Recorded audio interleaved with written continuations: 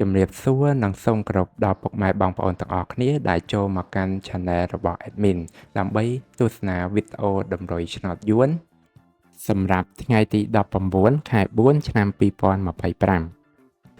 សម្រាប់វេលាម៉ោង4កន្លះនិងម៉ោង6កន្លះដូច្នេះកុំបង្អង់យូរសូមពុកម៉ែបងប្អូនកលេចមកមើលតម្រុយ2លេខតម្រុយ2លេខ Admin គឺមានលេខ34 38 51 58សម្រាប់ប៉ុស្តិ៍ ABCD បន្ទាប់មកគឺខ្ទង់ O ខ្ទង់ O ឯមានគឺ O នៅខ្ទង់30និងខ្ទង់50សម្រាប់ប៉ុស្តិ៍ ABCD ដូចគ្នាបន្ទាប់មកគឺលេខពិសេសadmin គឺមានលេខ341គុណ025គុណនិង698គុណ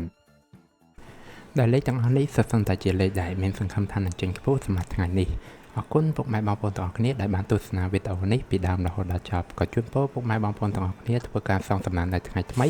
ទទួលបាននូវការហេងឆ្នះចំទាំងអស់គ្នា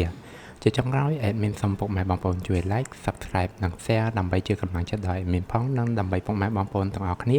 ទទួលបាននូវវីដេអូថ្មីបានឆាប់រហ័សផងដែរដូច្នេះ Admin សូមជម្រាបលានិងជួបគ្នានៅវីដេអូក្រោយ